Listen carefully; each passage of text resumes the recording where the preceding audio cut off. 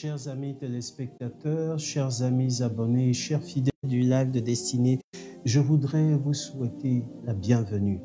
Bienvenue à ce moment d'édification, bienvenue à ce moment d'excellence, bienvenue à ce moment de grâce, de profondeur dans la parole, afin de nous permettre de connaître une exaltation sur le chemin de notre destinée. Je suis Stéphane-Marie Diolo, coach de vie, président du ressourcement des leaders. Et la plateforme du live de Destinée est une plateforme de formation, de transformation et de réforme de notre système de pensée afin d'accélérer et de marcher sur le chemin de notre destinée. À toi qui es en train de nous suivre en ce moment, je voudrais te dire bienvenue. Bienvenue à ce moment de royauté. Nous sommes en business class. Nous sommes en classe affaires.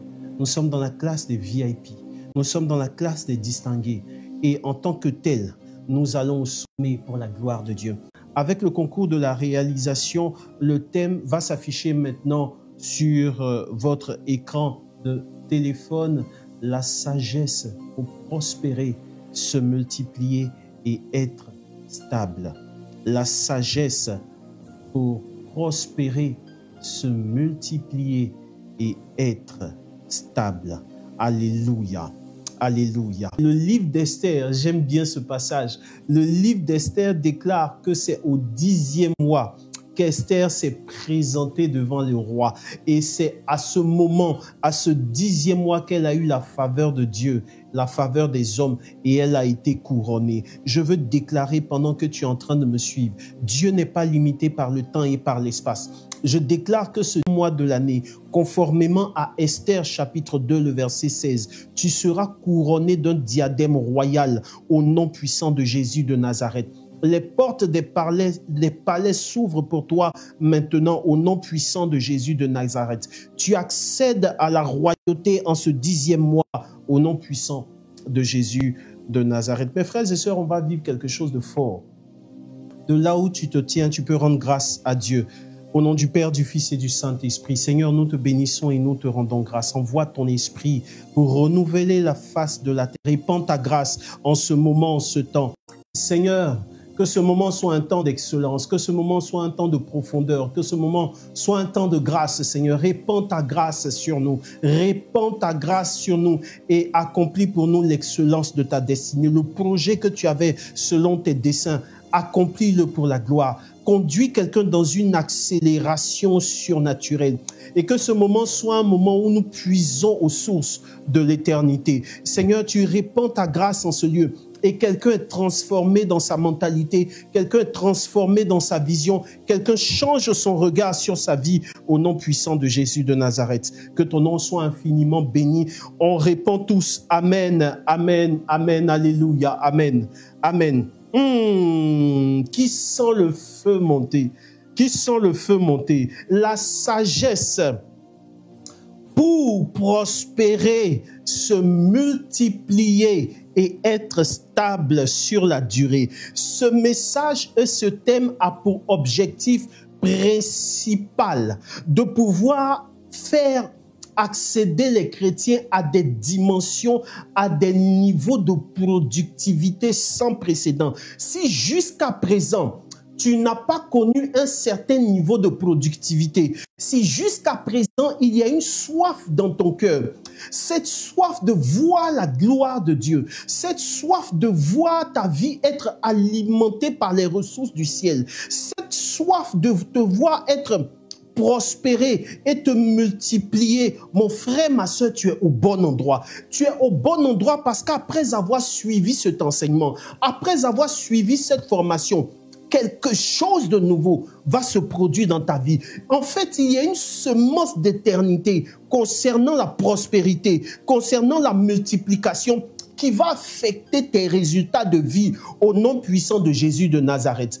La grâce de Dieu va féconder ta vie et quelque chose de beau va t'arriver pour la gloire du nom de Jésus. Quelque part dans les Saintes Écritures, la Bible écrit ceci, et c'est le livre d'Ecclésiaste qui le dit. Le livre d'Ecclésiaste écrit qu'il y a des princes à terre. Il y a une injustice que le christianisme doit corriger.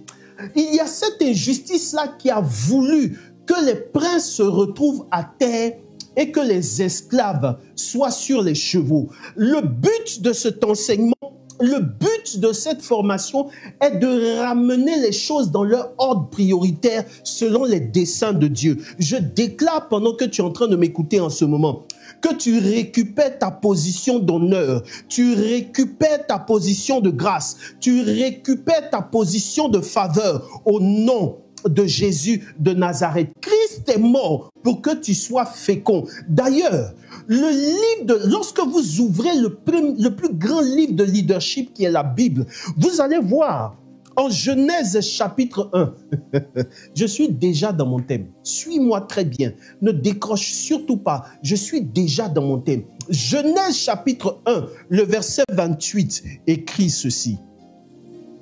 Genèse chapitre 1, le verset 28 écrit ceci.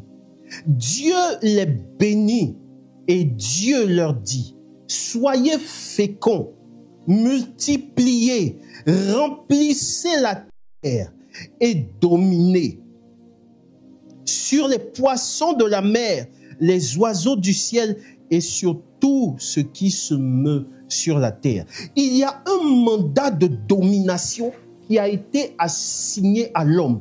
Il y a un mandat de domination qui t'est assigné. Parler de prospérité engage, frères et sœurs, que nous puissions exécuter ce mandat.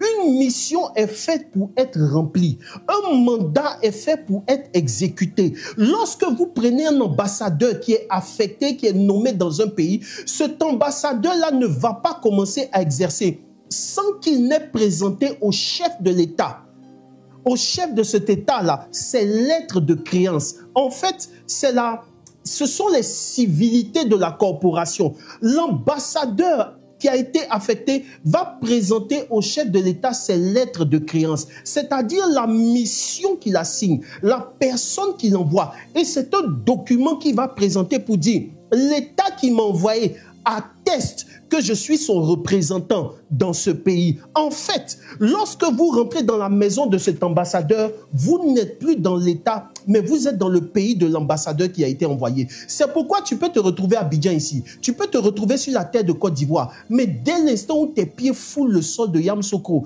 et de la basilique de Yamoussoukro, tu n'es plus en Côte d'Ivoire, tu es au Vatican. En fait, tu es une ambassade vivante du ciel sur la terre. Quelqu'un ne m'a pas dit amen. Tu es une représentation diplomatique du royaume des cieux sur la terre.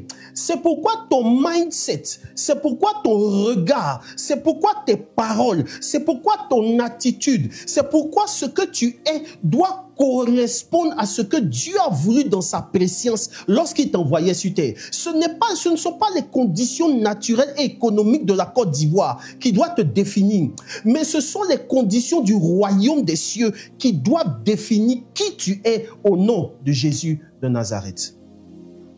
Ah, my spirit is on fire this morning. Il y a un feu que j'ai dans mon cœur que je veux te communiquer.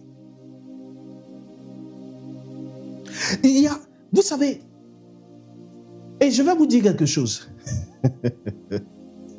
Le texte de Sagesse chapitre 3, le verset 16, écrit ceci. Que la sagesse a dans sa main gauche la longévité et dans sa main droite la richesse et la gloire. D'où vient-il que le mot prospérité soit devenu une thématique, un sujet tabou? Les textes à la messe nous ont parlé d'argent. Si ce n'est pas important, pourquoi on a parlé de ça à la messe? Les textes à la messe nous ont parlé de la prospérité. On parle en réalité de ce gérant-là qui a été habile. Et Jésus va dire que les fils des ténèbres sont plus habiles que les fils de la lumière. Cette phrase-là m'a fait toujours mal. Mais c'est Jésus même qui a prononcé cette phrase. Et il l'a prononcé en observant le monde.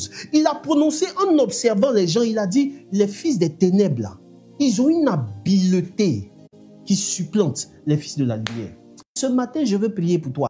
Ce matin, cet enseignement a pour but aussi de te rendre habile sur le parcours de cette terre, au nom de Jésus de Nazareth. Parce que, écoute-moi très bien, ta position dans cette vie dépend de 3 facteurs.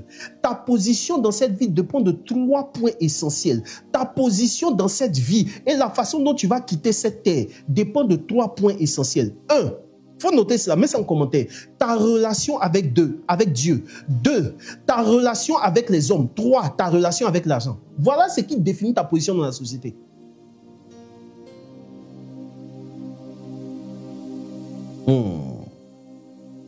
C'est-à-dire que la position que tu vas occuper sur cette terre-là dépend de ces 3 facteurs. 1, ta relation avec Dieu.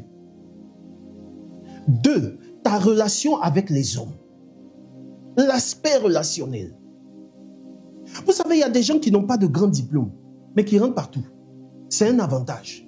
3e point, ta relation avec les ressources que Dieu met à ta disposition. En fait, tout ce que tu vas vivre dans cette vie dépend essentiellement de ces 3 facteurs. Le but, c'est que tu sois capacité durant ce mois. Le but, c'est que tu t'habitues à l'atmosphère des palais. Le but, c'est que tu commences à croire que Dieu t'a réservé des choses extraordinaires. Le but, c'est que tu commences à croire et tu commences à multiplier. Tu commences à exécuter le mandat que Dieu t'a donné en Genèse chapitre 1, le verset 28. Il dit, soyez féconds, multipliez-vous, remplissez la terre et dominez. Dans le principe de la domination, vous ne pourrez pas dominer le système de ce monde si vous n'êtes pas passé par le premier palier qui est le palier de la fécondité. Répète après moi, la fécondité. C'est pourquoi vous allez voir les chrétiens chanter. Nous avons la victoire, nous avons la victoire. Ils vont chanter, ils vont marcher sur le sol, taper leur poitrine. Et puis quand ils finissent, ils sont esclaves dans leurs entreprises. C'est pourquoi vous allez voir des gens clamer des choses entre les 4 murs de l'église. Et puis quand ils sortent, le monde désire autre chose. Le monde voit autre chose. Parce que entre la proclamation qu'ils ont eu à faire et le regard ou la mentalité qui les animait quand ils proclamaient, il y avait une dichotomie, il y avait un gap, il y avait un déséquilibre. Beaucoup de chrétiens ne manifestent pas la dimension de Yahvé Jireh parce qu'en réalité, c'est un thème qui a tellement été tabou que c'est devenu une gêne pour eux. Écoute, Dieu veut que tu prospères à tous égards. Dis-moi amen, s'il te plaît. Dieu souhaite, il le dit en 3 Jean chapitre 1, le verset 2. Il dit, bien-aimé, je souhaite que tu prospères à tous égards, que tu sois en bonne santé, comme prospère l'état de ton âme. Tu sais, je vais te dire la vérité. Moi, le jour où je vais aller au ciel, je vais chercher la personne qui est venue prêcher en Afrique. Je vais chercher la personne qui est venue prêcher en Afrique et qui a prêché en disant heureux les pauvres. Je vais demander à cette personne-là au ciel, quand tu venais prêcher heureux les pauvres là, est-ce que tu t'es assuré que les Africains là t'ont bien compris? Je répète, le jour où je vais mettre mes pieds au ciel, au paradis, la première personne que je vais chercher, quand je finis de saluer Pierre comme ça, là, quand je le dépasse, la première personne que je vais chercher, c'est celui qui est venu en Afrique, qui a prêché en disant heureux les pauvres. Je vais lui demander, cette question-là, je vais lui poser. Je vais lui dire, quand tu es venu prêcher là, est-ce que tu t'es assuré que ton auditoire, c'est-à-dire les Africains là, est-ce qu'ils t'ont bien compris quand tu leur disais heureux les pauvres? Est-ce que le thème de pauvres là, est-ce qu'ils ont bien compris? Est-ce qu'ils ont compris que c'était le thème de heureux les pauvres de cœur? Il y a une phrase que Monseigneur Ziri Boniface, évêque d'Abangrou, a eu à prononcer et ça a délivré, ça a ouvert quelque chose dans mon mindset. Il dit, Jésus n'est pas venu canoniser la misère. Fin de citation. J'ai dit, il y a des mentalités rétrogrades qui vont tomber aujourd'hui au nom de Jésus de Nazareth. Je suis venu pour que le Saint-Esprit te capacite. Je suis venu pour que Dieu égalise ta mentalité sur le niveau de productivité qu'il souhaite que tu puisses avoir pour que tu sois une bénédiction pour ta génération au nom puissant de Jésus de Nazareth. Frère, Dieu veut que tu réussisses. Il dit que votre lumière brille devant les hommes, afin qu'en voyant vos bonnes œuvres, ils rendent gloire à Dieu. Quand tu es capable de faire de bonnes œuvres à partir de ce que Dieu met entre tes mains, là, frère, c'est Dieu qui est glorifié. Est-ce que je peux avancer? Que votre lumière brille devant les hommes, afin qu'en voyant vos bonnes œuvres.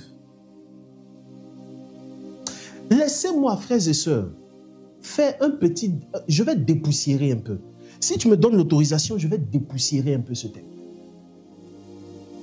Monseigneur Ziri Boniface dit, Jésus n'est pas venu canoniser la misère. Faut pas, on va faire comme si c'est un sujet qu'on ne doit pas toucher. Parce que, frères et sœurs, écoutez-moi très bien.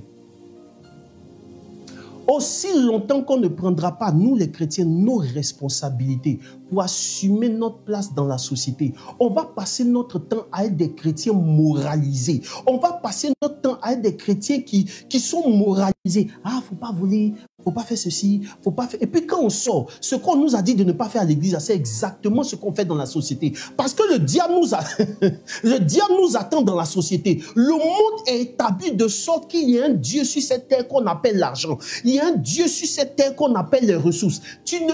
Si ce Dieu-là, tu ne l'as pas mis en dessous de tes pieds, il va te mettre à genoux. Et tu seras étonné de la façon dont tu vas rentrer dans les compromissions. Tu vas faire de grandes déclarations à l'église, mais quand tu vas sortir, tu seras étonné de la façon dont les scandales qu'il y a eu, dans certaines parties de notre système sont venus de quoi? En grande partie de ce manque de compréhension des ressources financières. Frère, lorsque le corps de Jésus était exposé à la croix, c'est pas Pierre qui allait chercher le corps de Jésus. Pierre avait les clés du royaume. Il avait la prophétie sur sa vie. Mais ce n'est pas lui qui est parti. Ce n'est pas la Vierge Marie qui est partie aussi. Est-ce que je peux avancer? C'est un homme qu'on appelle Joseph d'Arimathée. La Bible écrit, et ça on lit cela dans toutes les églises, le vendredi saint, le soir venu, arriva un homme d'Arimathée qu'on appela Joseph. C'était un disciple de l'homme. Il alla voir Pilate en réclamant le corps. Et Pilate a commencé à discuter avec lui. C'est la partie qui me plaît en fait dans ce passage. Pilate commence à discuter avec lui en disant, en s'étonnant que Jésus soit déjà mort. C'est-à-dire que Pilate a eu le temps de s'asseoir pour causer avec Joseph d'Arimathée. En fait, Joseph d'Arimathée faisait partie de leur secte. Si Pierre s'amusait avec sa grosse prophétie à rentrer là-bas, il allait témoigner lui sur de ce qui allait lui arriver. Tu sais, tu peux faire toutes les prophéties que tu veux. Tu peux avoir toutes les prophéties que tu veux. Mais il y a des endroits dans cette vie-là. Pour pouvoir rentrer, il faut que tu ressembles à ceux qui exercent là-bas. Dis-moi amen, s'il te plaît. Ah, dis-moi amen, je vais avancer. Il y a des endroits dans cette vie pour que tu puisses t'asseoir, pour que les gens te donnent l'autorisation de t'asseoir. C'est qu'ils ont vu que dans ton background, tu as une capacité de productivité et de fécondité. En fait, Joseph d'Arimathée faisait partie de leur classe sociale. C'est pourquoi ils lui ont permis de rentrer. Alléluia. Les chrétiens ont besoin de comprendre certaines réalités. Moi, dans mon mindset, dans ma mentalité, je crois en une chose, que Dieu me réserve les meilleures productions de cette terre de Côte d'Ivoire au nom de Jésus de Nazareth. Je crois en une chose, que je suis appelé à réussir. Je crois en une chose, que le nom que mon Père m'a donné, Dieu fera en sorte que je mettrai une renommée à ce nom-là, au nom de Jésus de Nazareth. Je serai une valeur ajoutée pour ma génération. Je serai une valeur ajoutée pour les gens de ma génération. Les fils et les enfants qui sont sortis de moi, à un moment donné, regarderont mon parcours et seront fiers de moi en disant, je suis fier d'avoir pour père ce monsieur. Pourquoi? Parce que je ferai en sorte d'être capacité. Je ferai en sorte d'être prospère. Je ferai en sorte d'être une bénédiction pour les gens de mon environnement, au nom puissant de Jésus de Nazareth. Vous savez le drame de l'église en Afrique?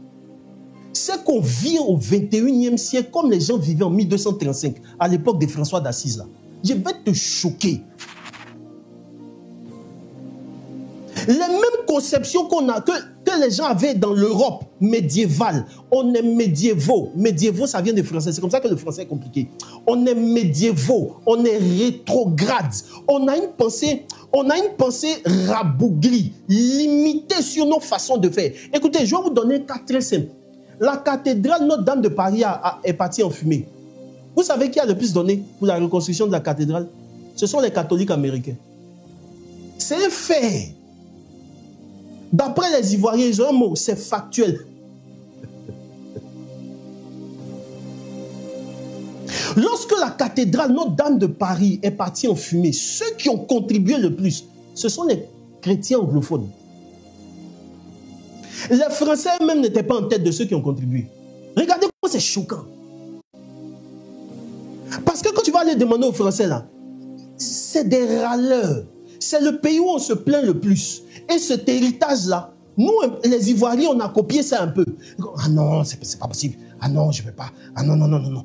Et vous voyez des gens qui se plaignent du matin au soir. Ça ne va pas dans le pays. Ça ne va pas ceci. Ça ne va pas sur la paroisse. Frère, ça ne va pas. Mais qu'est-ce que toi, tu décides de faire pour que ça aille?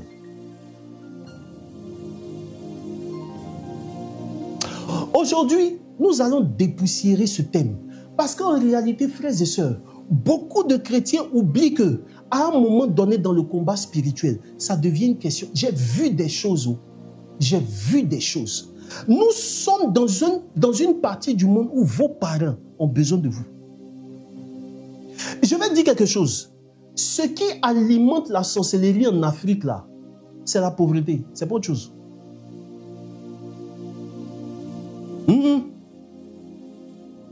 Aussi longtemps que tu vas casser, tu vas briser, sans faire quelque chose, la pauvreté, le manque, la misère sera un sujet, sera le moteur qui va alimenter l'amertume, sera le moteur qui va alimenter la jalousie, sera le moteur qui va alimenter toutes sortes de mauvais sentiments dans certaines familles. Lorsque vous prenez certaines familles, il y a un qui s'établit comme le roi et l'empereur de la famille. C'est-à-dire, lui, c'est le babatier, c'est le boss, c'est le papa.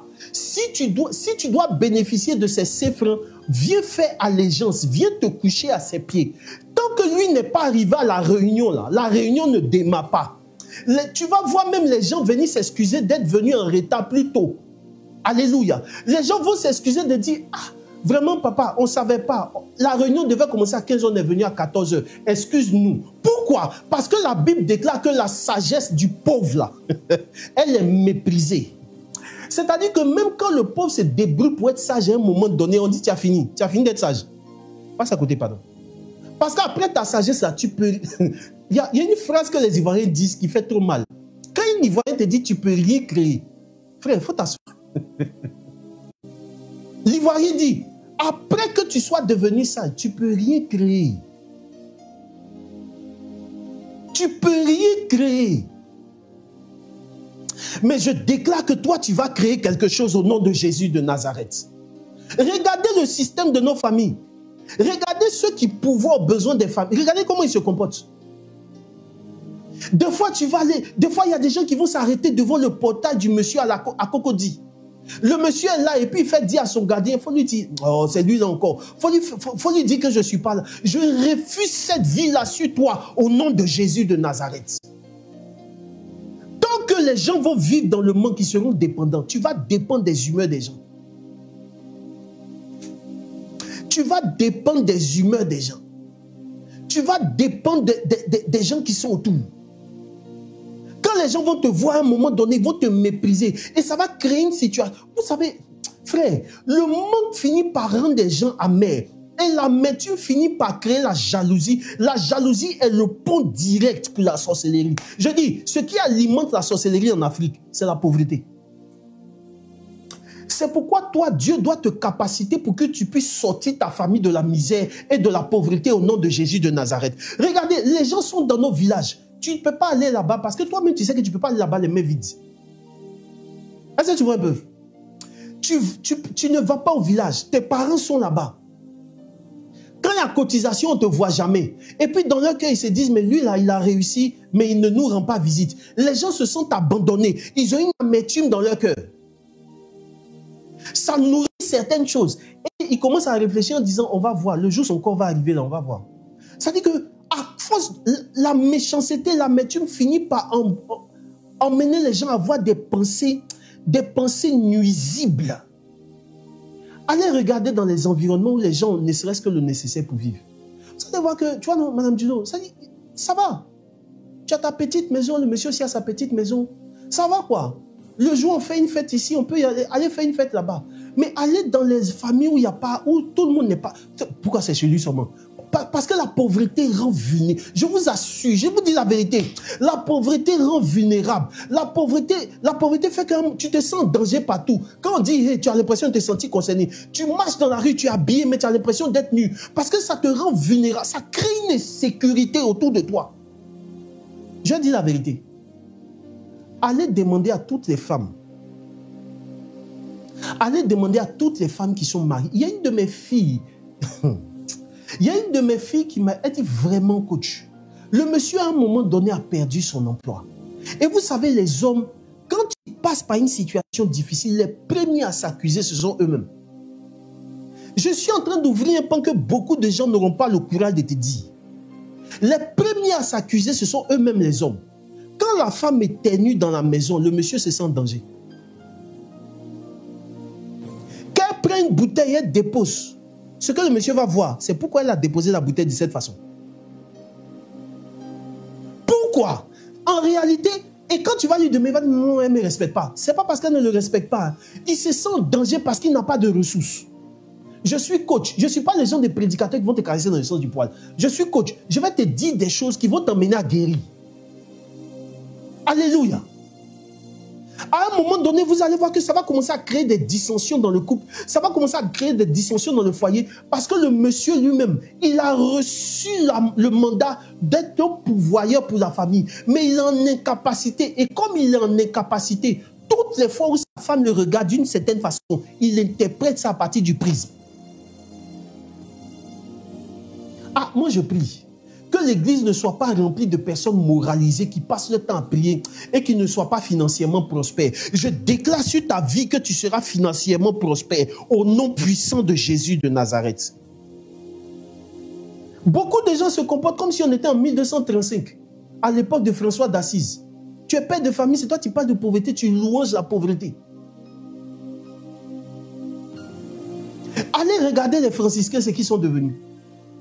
Après François d'Assise, 800 ans après, ce sont des gens qui sont stables. C'est une congrégation qui tient sur la durée. Pourquoi? Parce que l'aspect des ressources compte dans la puissance de la longévité. Si tu veux aller loin dans la vie, les ressources comptent. Je déclare que ce que Dieu met entre tes mains te permettra de pouvoir avancer sur le chemin de ta destinée au nom de Jésus de Nazareth.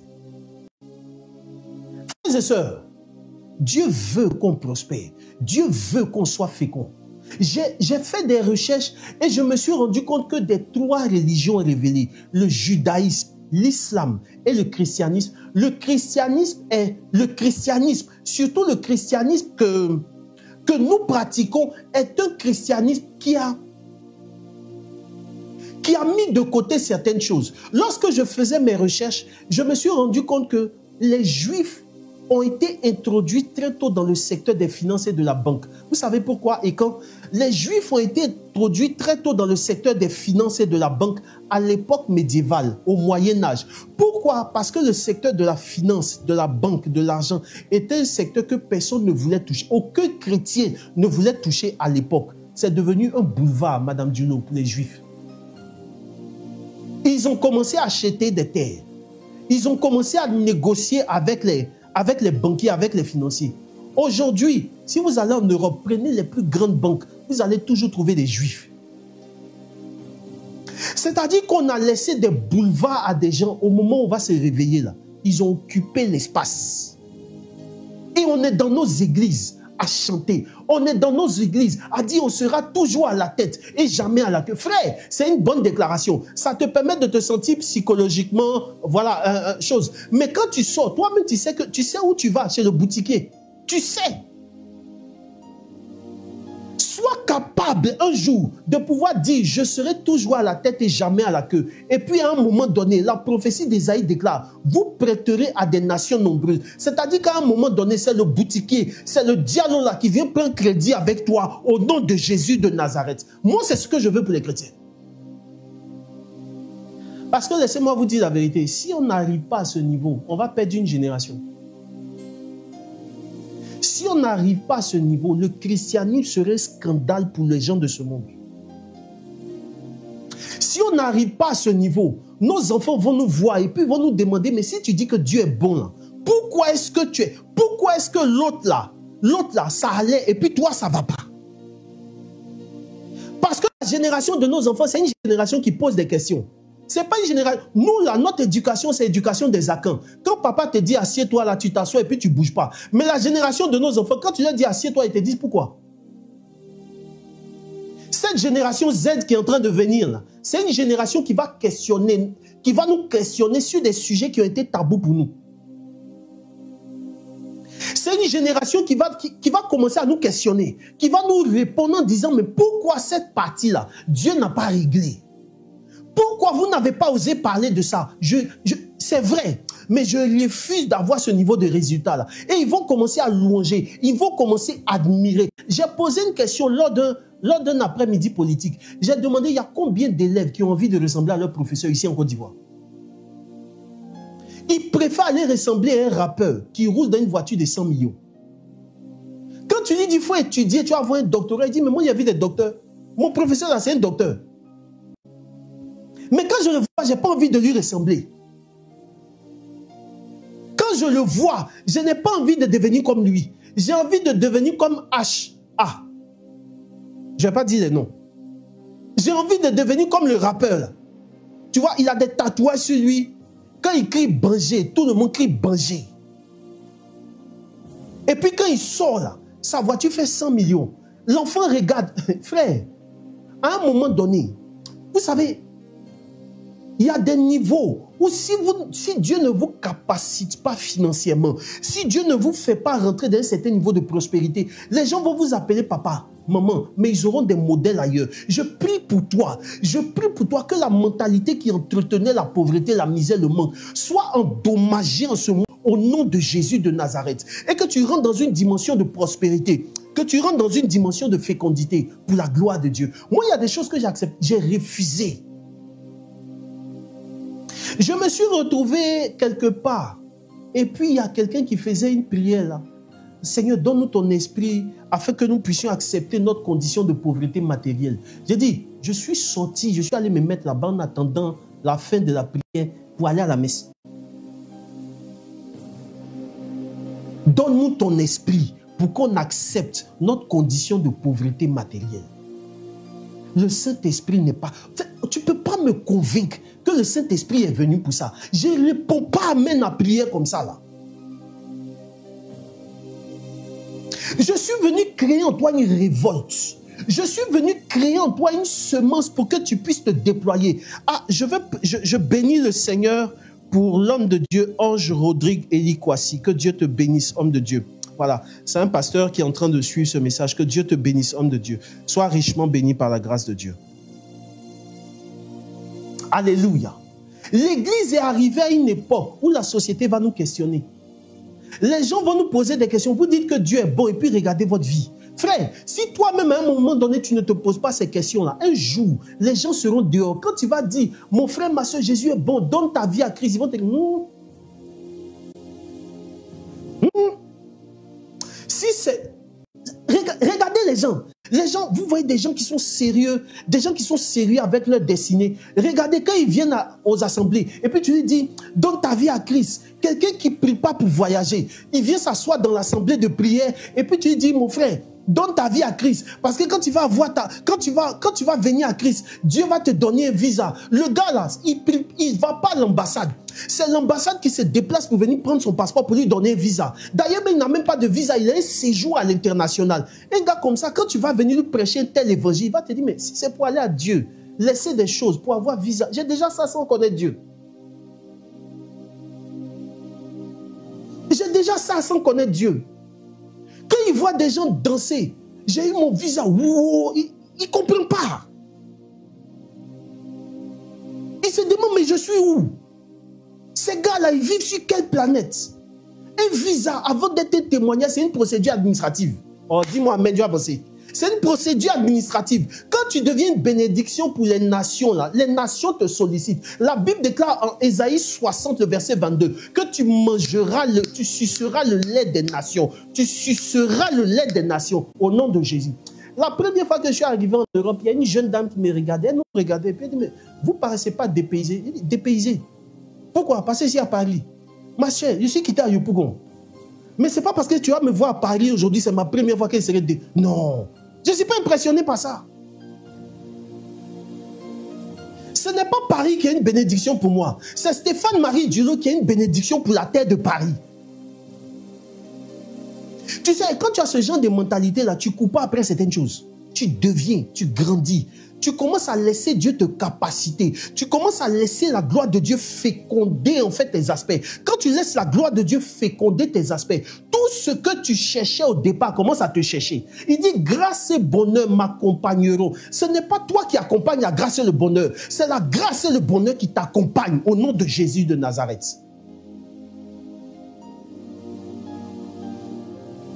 Ça compte, oh. La prospérité compte. Il y a des endroits où tu vas te retrouver. Monseigneur Pierre-Marie Coty a fait un enseignement. Il dit, si tu n'es pas prospère financièrement, tu ne peux pas faire la charité. Parce que Jésus dit, j'étais malade, vous êtes venu me soigner, vous n'êtes pas venu me soigner. J'avais faim, vous ne m'avez pas donné à manger. Si tu n'as pas de quoi donner aux gens, en fait, ton ciel est lié à ta capacité même des fois à pouvoir aider les gens qui sont autour de toi. Dis-moi amen. Ton ciel là est lié à ta capacité à pouvoir aider les gens qui sont autour de toi. Jésus a dit, donnez-leur vous-même à manger. Je refuse que l'Église, je refuse que le corps des chrétiens soit un environnement où on passe notre temps à parler uniquement que du ciel. Et puis sur la terre, là, on ne fait pas des choses pour pouvoir être autonome, pour pouvoir se déployer à tel niveau que demain, parler des dîmes ne sera pas un sujet de discussion. Regardez les débats des chrétiens sur les réseaux sociaux. Pendant que le monde est en train d'avancer, pendant que les gens sont en train d'évoluer, on est dans les débats de choupettes, on est dans les débats nés, on est dans les débats de rabougris intellectuels. Ah non, la dîme là c'est pour nous. Non, non, tout ça c'est parce qu'on n'a pas. Notre mentalité est une mentalité de manque. C'est pourquoi on lutte autour sur des petites choses. Mais quand Dieu nous capacite, quand Dieu nous envoie un certain niveau, frère, ça là tu ne luttes pas. Parce que toi-même tu deviens une bénédiction pour des multitudes. Alléluia. Le Seigneur veut que nous soyons prospères à tous égards. Il dit, soyez féconds, multipliez-vous, remplissez et dominez. Les paliers de la domination, sur les paliers de la domination, le premier palier, c'est le palier de la fécondité. La fécondité dans tes pensées, la fécondité dans ta façon d'être, la fécondité dans tes projets. Je déclare pendant que tu es en train de me suivre en ce moment, que Dieu te rende fécond.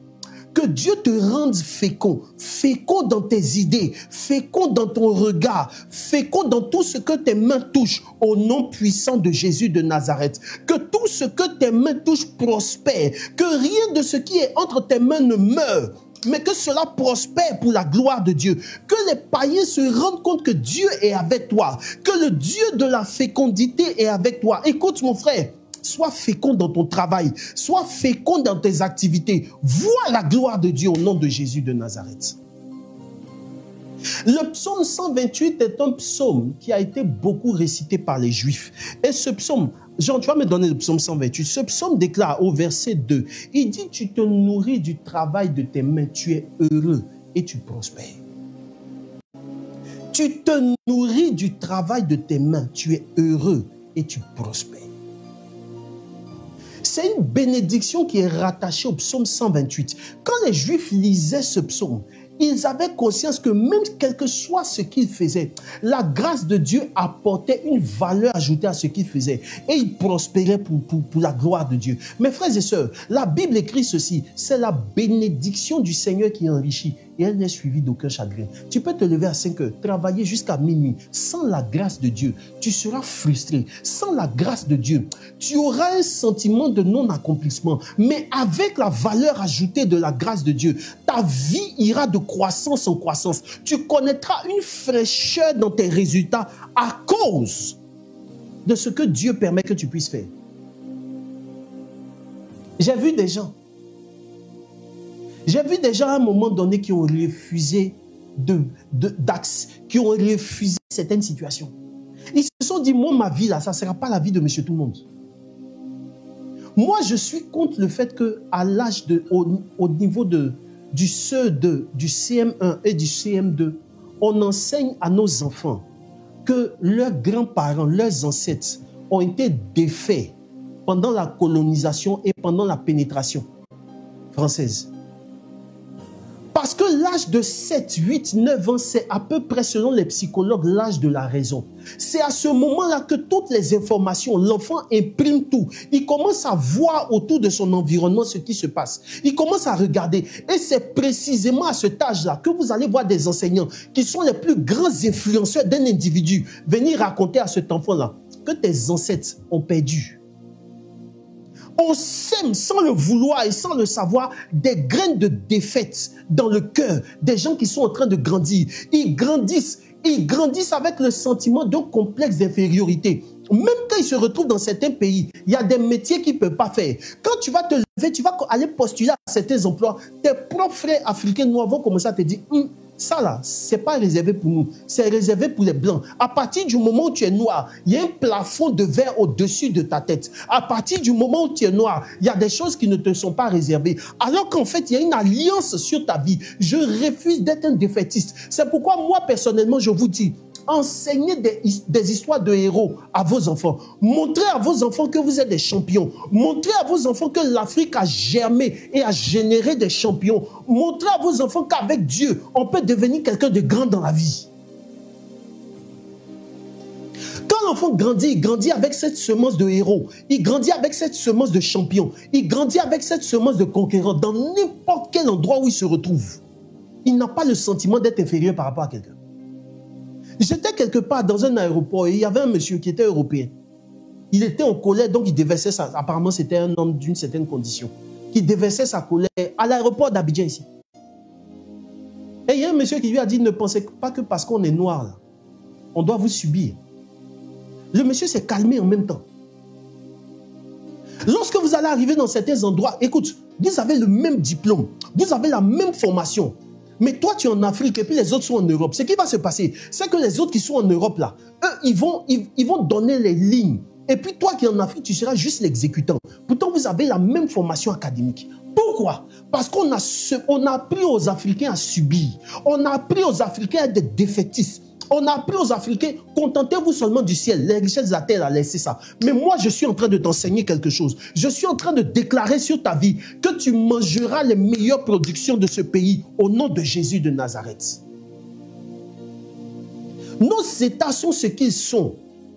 Parce qu'à cause du manque, on a laissé un boulevard pour certaines choses, pour certaines compromissions. Vous pensez que dans nos administrations, dans nos États, il n'y a pas de chrétiens là-bas? Quand on finit de leur dire, ne soyez pas corrompus, le gars va aller au travail lundi, et puis il y a un petit chef d'entreprise, je ne vais pas dire le nom, qui va lui glisser une petite enveloppe. Frère, tu penses qu'il va aller faire rosé avant de prendre l'enveloppe là? Ou bien tu penses qu'il va penser à la Vierge Marie avant de venir prendre l'enveloppe là? Le monsieur regarde, ses enfants traînent, ils ne vont pas à l'école. Il est là depuis, il n'arrive même pas à finir sa maison. Tu lui dis à l'église, non, il ne faut pas être corrompu, on a compris, mais l'alternative c'est quoi? Quand tu dis à la jeune femme qui se prostitue, ne va pas te prostituer, et que demain, le sugar daddy, le sugar daddy vient d'une 4x4 noire. Lui, il ne parle pas beaucoup. C'est-à-dire, il compose seulement ton... Et puis, généralement, il gare sous un lampadaire cassé. Faut pas, on va reconnaître sa plaque d'immatriculation. Parce qu'en fait, le monsieur, mais il y a longtemps, il est possédé. Mais il gare sous le lampadaire cassé dans le noir, là. Et puis, il compose le numéro de la jeune dame. Et puis, la jeune, on est vendredi soir. Toi, tu prêches, tu dis non, faut pas aller là-bas. C'est pas bon. Jésus n'aime pas ça. C'est quoi l'alternative? Elle a un loyer à payer le mois prochain. Vous voyez pourquoi nos messages ne sont pas complets. Vous voyez pourquoi à un moment donné, on se retrouve au corridor, on ne sait pas ce qu'on va faire. Parce que on nous a inculqué que prospérer là, c'est pas bon. On nous a inculqué que ce genre de choses-là, c'est pas trop bon. Donc, il faut faire attention. Et en fait, on a suivi une voie et puis on se rend compte qu'après, on est rattrapé par les réalités de la société. On est rattrapé par les réalités de la terre. La dame va dribbler 1 balle, 2 balles, 3 fois, elle va refuser les invitations. La 4e fois, quand son bailleur va commencer à lui mettre la pression, frère, elle va céder. Les ressources permettent à quelqu'un d'être autonome. Les ressources permettent à quelqu'un de pouvoir tenir. Si des gens ne se compromettent pas des fois dans l'œuvre de Dieu, c'est parce que quelque part, ils ont un peu de pain sur leur table. Je prie de tout mon cœur que tes enfants ne mendient pas leur pain au nom de Jésus de Nazareth. Le psaume déclare ceci: j'ai été jeune et j'ai grandi. Je n'ai jamais vu le juste être abandonné, ni sa postérité mendier son pain. En fait, Dieu réserve à ta prospérité une dimension d'honneur, une dimension de gloire, une dimension de faveur, une dimension d'abondance pour que tu puisses shifter à un certain niveau. Sois une bénédiction pour les gens de ton environnement. Demain, tu vois qu'un enfant dans ton quartier ne peut pas aller à l'école. Dieu t'a suffisamment béni pour que tu puisses attraper la main de l'enfant là, sur accord de ses parents pour lui dire « Allons, je vais t'inscrire à l'école ». Mais ça, c'est parce que Dieu t'a capacité. Demain, tu vois quelqu'un qui a faim à côté de toi, le vigile qui a des arriérés de loyer, et puis qui se retrouve à être démotivé dans son travail, tu peux lui dire, frère, je prends sur moi de pouvoir régler tes arriérés de loyer en attendant que tu te retrouves.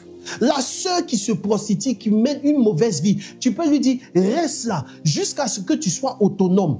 Refuse les avances de ce monsieur et puis allons-y. Je vais créer une activité pour que tu sois prospère. Je rêve de voir des chrétiens qui vont bâtir des systèmes économiques, qui vont faire sortir d'autres chrétiens de la misère, de la pauvreté, au nom de Jésus de Nazareth. Je rêve de voir des chrétiens qui vont ouvrir et qui vont s'approprier les promesses de Dieu pour créer des systèmes qui sortiront des gens de la misère pour la gloire du nom de Jésus. Les problèmes qui ne finissent pas dans nos familles, les questions de... Regardez comment les gens se battent pour l'héritage. C'est parce que la plupart des gens se disent, si je laisse ça là, je vais avoir quoi? J'ai dit, aujourd'hui là, je suis venu pour parler. Est-ce que tu me donnes l'autorisation de parler? Sinon, quand quelqu'un en a, quand quelqu'un est abondant, il est dans l'abondance, il est capable de dire, ça là, moi je ne rentre pas dedans. Ça là, je ne rentre pas dedans. Et regardez comment les gens allez au tribunal, allez vous asseoir, et puis regardez les questions d'héritage là. Des gens, des frères et sœurs, des gens qui ont joué au billes ensemble, qui se sont promenés en caleçon américain dans la même chambre. Regardez quand ils arrivent au tribunal, regardez la chienlit qu'il y a. Tout ça, parce que papa a laissé un petit bien. Ça là, je ne laisse pas. Si je laisse, c'est foutaise. Et ils sont capables de rentrer dans toutes sortes de compromissions, juste à cause des biens matériels. Je prie pour toi, que tu ne sois pas tellement dans le manque, que tu sois tenté de faire certaines choses. Mais je prie que Dieu te capacite, que Dieu te rende prospère, que Dieu t'envoie à un certain niveau, que Dieu te favorise, que Dieu te fasse grâce, que Dieu t'ouvre les portes. La Bible déclare en Isaïe qu'il ouvrira son bon trésor, le ciel, et il alimentera ta vie au nom puissant de Jésus de Nazareth. Frère, tout ce mois, nous allons parler de la prospérité. Tout ce mois, nous allons parler de ce qui nous rend prospères.